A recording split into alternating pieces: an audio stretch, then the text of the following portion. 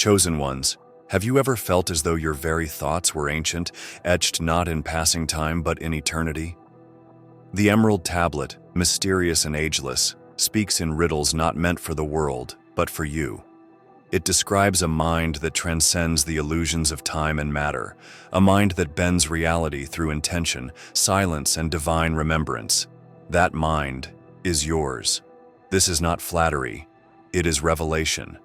While others drown in noise, distraction, and doubt, your mind was forged in stillness. You came encoded with awareness, wired for wisdom buried beneath layers of forgetfulness. But the tablet has been waiting, patiently. It whispers in symbols and paradoxes, calling back the one it described long ago. You were never meant to blend in. You were meant to awaken. That which is above is like that which is below, it says. But what does this mean for you? It means your internal landscape is the map to the stars. Your thoughts are alchemical tools. Your imagination? Not fantasy, but prophecy. The Emerald Tablet wasn't simply documenting cosmic law.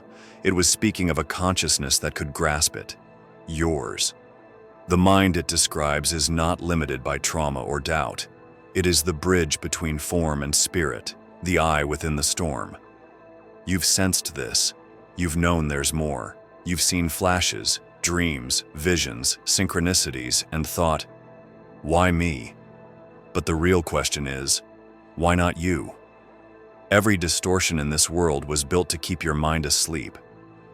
But the paradox is, only by walking through those distortions could your mind be sharpened enough to remember what it truly is. The tablet didn't just describe truth, it encrypted your awakening. Now the frequency is rising, and your thoughts are aligning with the code. There is a mirror that doesn't hang on walls, doesn't reflect your face, and doesn't cast a shadow. It lives in the unseen, waiting for you to notice that what you perceive as the outside world has always been a reflection of your inner state. The Emerald Tablet did not begin with a casual statement. It opened with a truth so profound it bends the rules of perception.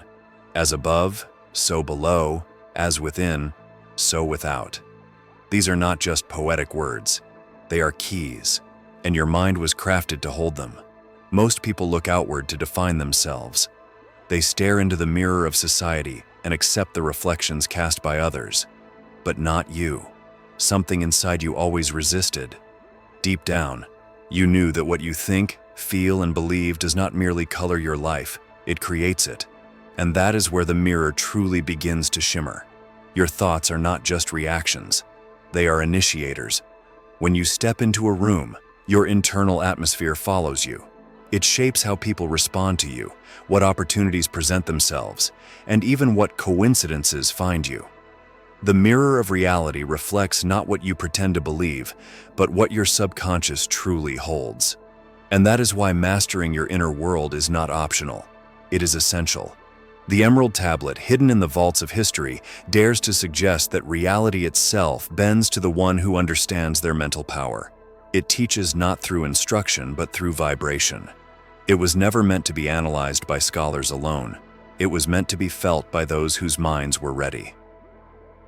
When you read those ancient words, your spirit doesn't simply interpret them, it remembers them. This remembering is dangerous to systems built on sleep. Because when you begin to see that every limitation outside of you mirrors a belief inside of you, you stop asking for permission. You stop seeking validation. You stop playing small. You begin to question everything, not with rebellion, but with clarity. If what is above is like what is below, then your mind must already carry the blueprint of the divine. And if the stars obey a sacred pattern, then so do your thoughts. This is why the sacred mirror is more than a concept. It is a practice. Begin to notice what your outer world is showing you, not in judgment, but in curiosity. Why does this situation repeat? Why does that pattern show up again and again? The answer is never just out there. It begins in the subtle terrain of belief, attention, and focus. And this is where your mind, the one described in the tablet, begins to awaken. But here lies the twist. The mirror does not only reflect what is, it begins to reflect what you believe is possible. When you start imagining with faith, When you speak from the place of knowing, the mirror shifts. Reality bends, people change, doors appear. And you begin to witness the divine technology of your own consciousness. It was never just a mirror. It's an amplifier, a sacred echo. There is a chamber not built by hands, not touched by time, yet it exists deep within you. Silent, guarded, forgotten by the noise of the world. It is not physical, though it shapes everything physical about you. This hidden chamber is where your mind was formed, not just your brain, but the eternal architecture of your consciousness. Before you spoke your first word, before you entered this world through breath and bone, your mind was etched with divine design. You have always felt different, like you were carrying something fragile and ancient inside you. Perhaps you tried to silence it, hide it, or even reject it to fit in with a world that runs on noise and imitation. But this inner chamber never left. It pulsed like a heartbeat behind every moment of silence.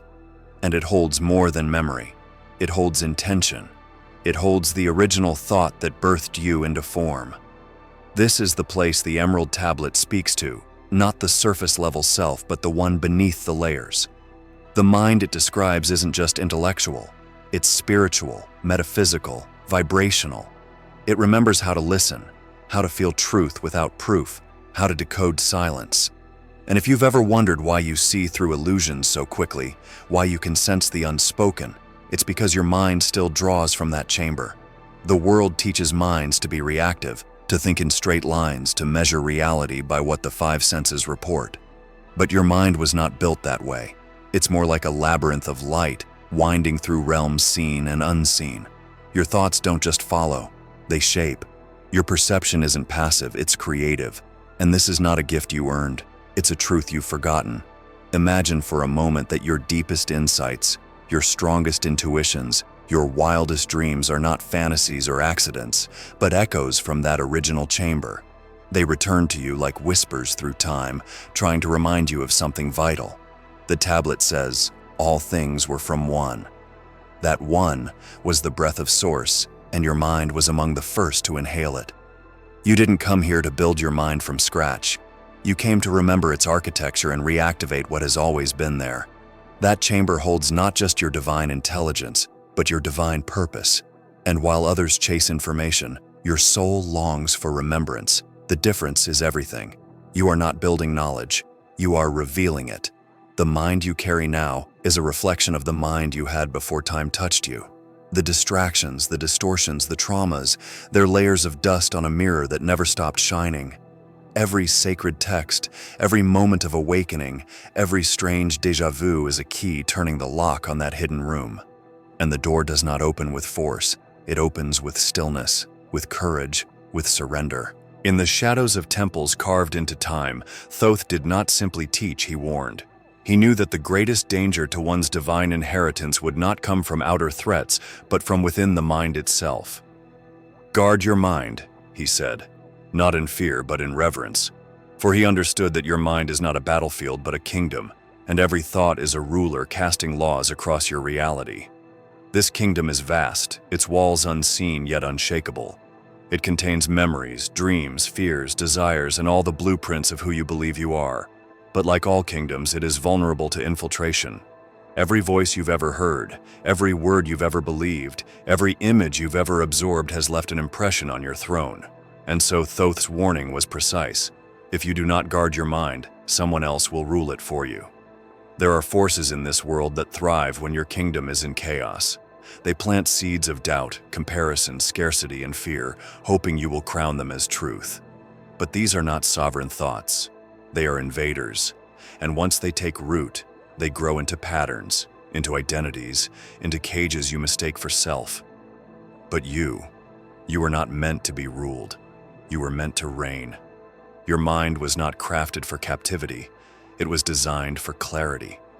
The Emerald Tablet hints at this in its silence, in its coded language that bypasses logic and speaks directly to the spirit. It does not yell, it hums, and only a guarded mind can hear it. Yeshua once said, "Out of the abundance of the heart, the mouth speaks." But long before the mouth moves, the mind listens. What you dwell on, you become. What you protect, you preserve. And what you allow, you invite. Guarding your mind is not about building walls. It's about becoming aware of the gates. Who has access? What enters through your eyes, your ears, your attention? These are not small questions. They are the architecture of your spiritual sovereignty. The most dangerous attacks on your mind will never feel like attacks. They will feel like entertainment, like distraction, like comfort. They will lull you, flatter you, even mimic truth. That's why Thoth did not say, observe your mind. He said to guard it, because you are a sentinel at the doorway of divine potential, and only the awake can defend what they carry. There is a sacred pattern beneath all thought, a hidden geometry woven into the very structure of consciousness. The Emerald Tablet was not just speaking in metaphors when it spoke of unity and transformation, it was encoding the architecture of divine mind. What looks like chaos on the surface of thought is, in truth, the unfolding of a higher design. Your mind, chosen for its sensitivity and strength, was built to perceive this design and reflect it in motion. When you think, you do not merely produce random activity in your brain. You cast vibrational blueprints into the fabric of reality. Every belief has a frequency, every emotion a form, every idea a shape. And when those shapes repeat, when they harmonize, they become patterns. This is the sacred geometry of thought. And you are not just a student of it, you are an expression of it. The flower of life, the golden ratio, Metatron's cube. These are not just symbols to admire. They are mirrors of the mind's natural order when it aligns with the divine. Long before you ever read sacred texts or heard of spiritual teachings, your soul knew these patterns. It knew how to create with symmetry, how to organize energy, how to bring form out of the formless. The ancient builders, the mystics, the prophets, all of them tapped into this same field, and so do you. But for most of the world, thought is unstructured, wild, and reactionary. It is fragmented, disconnected. That's because few understand that thought itself is a sacred act of creation. When you think with clarity, you build with intention. When you feel deeply and focus your attention, you energize the pattern. And when your inner world holds harmony, your outer world begins to reflect it. The Emerald Tablet hints at this in its insistence that all things arise from one thing, by adaptation. This one thing is source, yes, but it is also thought in its purest form. Not thought polluted by fear, but thought guided by truth. Thought that reflects divine order becomes a vessel for divine energy. And when you think in harmony, you begin to move with creation, not against it. Yeshua once taught that the kingdom of heaven is within you, not above, not far away, within.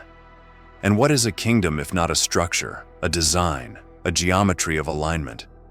What if your ability to perceive beauty, to feel resonance with certain shapes or sounds or symbols, is evidence that your mind was built in the same likeness, not just inspired by divinity, but modeled after it? You may wonder why certain thoughts feel powerful, why some ideas open doors inside you while others fade. It's because the thoughts that carry truth are geometric in nature. They click into place. They don't just inspire you, they align you. They return you to your original structure. There is a stillness in the teachings of Yeshua that speaks louder than thunder. Beneath the parables, beneath the miracles and the multitudes, there is a quiet invitation, not to simply believe in him, but to become like him. Let this mind be in you, Paul would later write, echoing a truth that was never meant for doctrine but for activation. The mind of Yeshua was not confined to a historical figure. It is a frequency, a blueprint, a divine template waiting to be awakened within you. The Emerald Tablet speaks of transformation, of turning base into gold, of knowing the all through the self. This mirrors what Yeshua demonstrated, not just in words, but in consciousness. He moved through the world untouched by illusion because his mind was rooted in higher law. He did not seek to dominate with knowledge, but to liberate with clarity. His thoughts did not serve fear. They served purpose. His mind was aligned with divine will, not as a burden, but as a flame. To let this mind be in you is not to mimic a man. It is to rise into a dimension of thought where separation dissolves. In that space, judgment has no ground. Doubt finds no grip. and fear no longer builds thrones in your imagination. Yeshua's mind was never fragmented. It was whole. It knew that the kingdom of heaven is not a place to go, but a state to remember. He lived in constant awareness of the Father within, the source from which all things flow. And so can you. You were not given your sensitivity by accident. Your ability to discern, to feel what others suppress, to sense truth beneath deception. These are fragments of the same mind. But fragments are not the end. They are clues, glimpses of the full pattern. Yeshua's whisper reaches across time not to impress you, but to awaken you. He never said, "Worship my mind." He said, "Follow me." And where was he going? Into union, into remembrance, into the full embodiment of divine thought made flesh. There is power in your thoughts that you have not yet dared to wield, not because you're unworthy, but because you've forgotten the source. You've mistaken humility for hiding. But Yeshua's mind was never about shrinking. It was about shining without ego, creating without control, knowing without clinging. The same invitation is open to you now, not as a far-off goal, but as a present choice. Imagine thinking from that place. Imagine seeing others through the eyes of sacred knowing. Imagine responding to darkness, not with fear, but with light so clear it dissolves confusion without a word. This is not fantasy. This is your design. The emerald tablet wrote in symbols. Yeshua spoke in spirit. But they pointed to the same truth. Transformation begins in the mind. Your brain is not just a container for thoughts. It is an antenna, a translator of unseen energy into lived experience. Within its folds are structures that receive, emit, and transmute vibration. Every thought, every emotion, every intention carries a specific frequency. And this frequency doesn't just stay within you. It radiates outward, affecting everything around you. The Emerald Tablet hinted at this when it spoke of how all things vibrate and transform by the power of the one thing. That one thing is energy, and your brain, when tuned correctly, is the instrument that can shape it. Most of the world operates on low, repetitive signals, survival frequencies, loops of fear, competition, and doubt. These signals are dense, heavy, predictable, but your brain was not made to stay locked in that range. It was designed to rise, to tune into subtler realms, higher thoughts, sacred knowing. The pineal gland, ancient and mysterious, sits like a jewel in the center of your brain, acting as a receiver for the divine. When activated through intention, stillness, and inner alignment, it begins to pulse with signals beyond the five senses. You felt this. Moments when time bends, when ideas flash like lightning, when the air feels alive with presence. These are not accidents. They are signs that you are tuning into a frequency your brain was always capable of receiving. But to access it consistently, you must first clear the static. The static is not outside of you. It's in the beliefs, the patterns, the unspoken agreements you've made with limitation. Every false belief lowers your frequency. Every unresolved emotion clogs the current. But when you begin to think differently, not just positively but energetically, you start to change the code. Your neurons fire in new patterns, your brain rewires, your vibration shifts, and reality responds. This is not mystical fluff, it is ancient science, encoded in the tablet, written in your cells, proven in your life every time something changes the moment you do. You are not simply thinking, you are broadcasting. And what you broadcast becomes the architecture of your world. That's why silence is powerful. That's why presence heals. Your vibration carries intention before words are spoken. It speaks in tone, in sensation, in unseen ripples. The Emerald Tablet wasn't merely teaching you to think better, it was teaching you to resonate higher. Because when your thoughts, emotions, and energy align, your mind becomes a tuning fork for divine will. Yeshua said that with faith as small as a mustard seed, you could move mountains. But what is faith really? It is sustained vibration. It is the frequency of unwavering trust. When your brain holds that signal, mountains are no match. Obstacles bend, paths clear. Not because you fought, but because you tuned yourself to a reality where resistance doesn't exist. Beneath the surface of your mind lies a presence ancient and deliberate, like a serpent sleeping in sacred coils. This is not the serpent of deception feared by religious institutions, but the serpent of wisdom revered by mystics, scribes, and prophets. It winds not through gardens of myth, but through the chambers of your consciousness, guarding the inner flame. The emerald tablet hinted at this force, subtle, intelligent, and transformative. It moves silently through thought, through breath, through knowing. Your thoughts are not random sparks, they are currents through which this serpent moves. It rises when you are ready, when your thoughts become clear enough, still enough, sharp enough to handle the truth it brings. This serpent is energy, yes, but also memory. It is the living essence of divine intelligence that sleeps until stirred by awareness. When activated, it does not destroy, it awakens, it reveals, it realigns. Many cultures spoke of this force, the Kundalini of the yogis, the Uraeus of the Egyptians, the bronze serpent of the wilderness lifted by Moses. These are not separate ideas, they are different expressions of the same truth. There is a power in your mind that rises only when your soul is ready. It does not respond to force. It responds to intention, to purity, to readiness. It cannot be tricked or summoned with ego. It knows when your temple is prepared. And what is your temple if not your body, your breath, your mind? The serpent moves through the spine. Yes, but more subtly. It moves through the spine of your thoughts. It climbs each time you think in alignment with truth, each time you resist the temptation to lower your frequency. It winds upward when you choose stillness over chaos, clarity over confusion, faith over fear. Yeshua once said, "Be wise as serpents and harmless as doves." He was not warning against the serpent, he was revealing how to hold its power. To be wise like the serpent is to move with intention, not impulse. It is to understand the hidden nature of things. The serpent sees what others miss. It navigates realms of thought that are not linear, not logical, but deeply alive.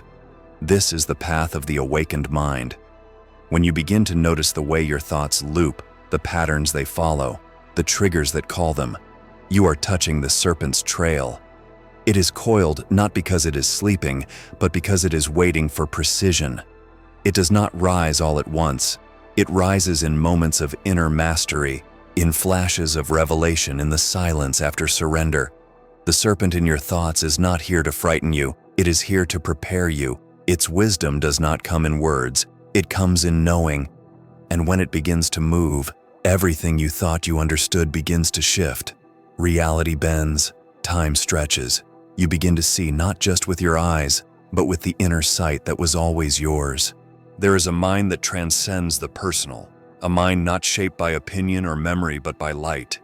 It has no fear, no separation, no conflict. It exists outside the bounds of time, yet it speaks within the silence of every awakened moment. This is the Christ mind, and the emerald tablet, encoded in symbol and vibration, mirrors its essence.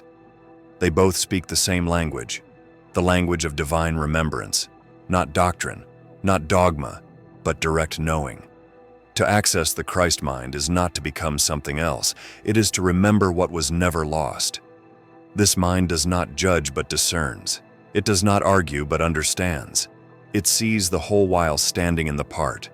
Yeshua embodied this mind, not to hoard it, but to demonstrate its availability to all who seek with an undivided heart. He didn't speak in parables to confuse, but to awaken the deeper mind that hears with the spirit and not just the ear. The emerald blueprint is this: everything exists in union first. Separation is illusion. All things emerge from the one, shaped by thought, energized by vibration, stabilized by harmony. The Christ mind operates from that understanding. It moves with grace through conflict because it remembers that form is fleeting and essence is eternal. It does not get lost in appearances because it knows the pattern behind them. You've touched this mind before. In moments of radical stillness, in flashes of love that made no sense, in visions that didn't come from imagination, but from someplace deeper. These weren't anomalies.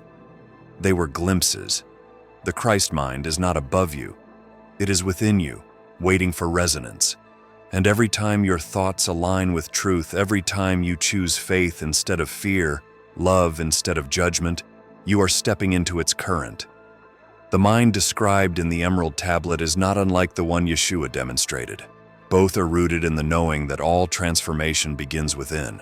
The tablet says that the sun is its father, the moon its mother, the wind has carried it in its belly. These are not just cosmic metaphors, they are energetic truths. The Christ mind honors all these forces and integrates them into balance. It is the mind that walks in the world yet belongs to the source. This blueprint does not ask you to be perfect, it asks you to be present, to remember, to rise above the noise of surface thought and listen to the deeper tone beneath. The Christ mind is not always loud. In fact, it often feels like a whisper so gentle that you can miss it if you're trying too hard. It does not compete for your attention. It waits for your surrender. And so the path becomes clear. The Emerald Blueprint points the way. The Christ mind walks it. And your mind, now awakening, is learning to do both. To carry light with humility. To think in alignment with divine will. To create without distortion. This is not theory. It is activation. There are memories within you that do not belong to this lifetime. They are not accessed by intellect, nor found in books or external teachings. They live in the silent corridors of your being, waiting for a vibration, a sound, a symbol, a moment of alignment to unlock them. These memories are not just recollections. They are codes, blueprints of who you were before the world named you. And the Emerald Tablet was never meant to teach you something new. It was designed to awaken what you already know. These ancient memory vaults exist not in your conscious mind but beneath it, in the sacred subconscious, in the cellular memory, in the very energy signature of your spirit. They are protected, not because you are unworthy but because timing is everything. The right memory unlocked too early could overwhelm the nervous system. But when your vibration rises, when your thoughts stabilize and your awareness sharpens, the locks begin to loosen. You start to remember, not in words but in knowing. You may have already felt it.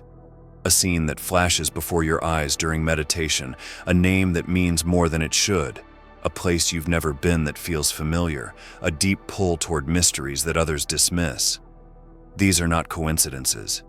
They are echoes, traces of a larger identity calling you to remember. Not to escape this life, but to infuse it with truth. The Emerald Tablet speaks of transformation, of separation and reunion, of the work below being united with the light above. This is not just alchemy of metals, it is the alchemy of memory. Each remembered truth becomes a bridge, connecting who you are now with who you have always been. And as these bridges form, you begin to walk differently in the world. You no longer seek proof, you become it. Your thoughts begin to shift. You question the limitations you once accepted. You see through the scripts others follow. You recognize the patterns of illusion for what they are. Not because someone told you, but because the vaults are opening. The ancient part of you is awakening, and with it the wisdom of 1,000 lifetimes. Yeshua often spoke of remembrance. He said, "The kingdom of God is within you." Not something to be attained, but remembered.